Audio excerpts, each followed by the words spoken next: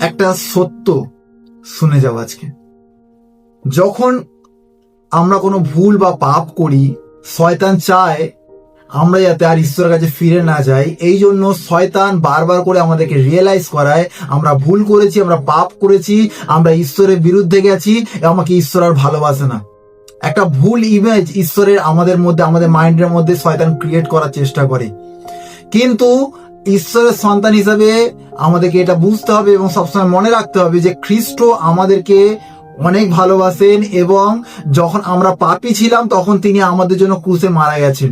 কিন্তু এখন তো আমরা তার সন্তান হয়েছি, তাহলে তিনি এখন তো আমরা তার পথে চলার চেষ্টা করছি, কিন্তু যখন ভুল হয়ে তাহলে কি এখন তিনি ভালোবাসবেন না? অবশ্যই ভালোবাসবেন। এই জন্য ঈশ্বরের বাক্যতে এটাও লেখা আছে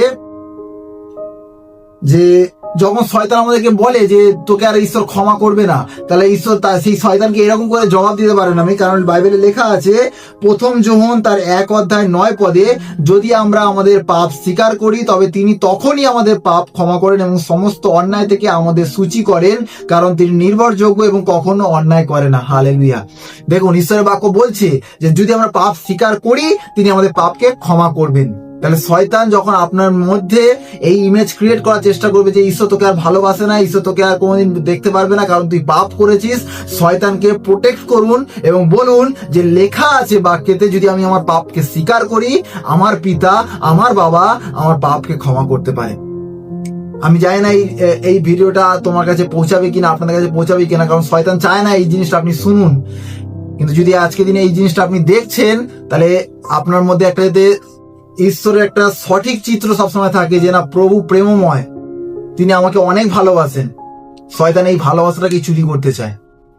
শয়তান চায় না যাতে আমরা ভুল করার পরে আবার ঈশ্বরের কাছে ফিরে যাই।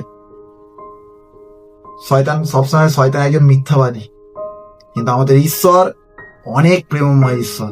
তাই আজকের দিনে শয়তানকে এই বলে আটকে দিন যে লেখা আছে যে যদি আমরা আমাদের পাপকে স্বীকার করি তিনি তখনই, বাইবেলে লেখা আছে তখনই আমাদের পাপ ক্ষমা করেন।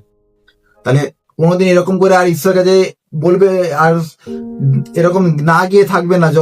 যখনই ভুল করেছেন, রিয়েলাইজ হয়েছে আপনি ভুল করেছেন, সঙ্গে সঙ্গে প্রভুর কাছে ফিরে যান। প্রভুকে বলুন যে প্রভু আমি তোমার বিরুদ্ধে পাপ করেছি, আমাকে ক্ষমা করো।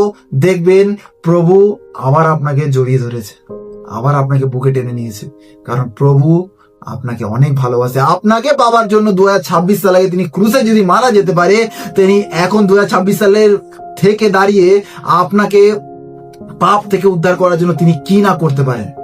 শয়তানকে আটকে দিন, শয়তানকে সুযোগ দেবেন না। প্রভু অনেক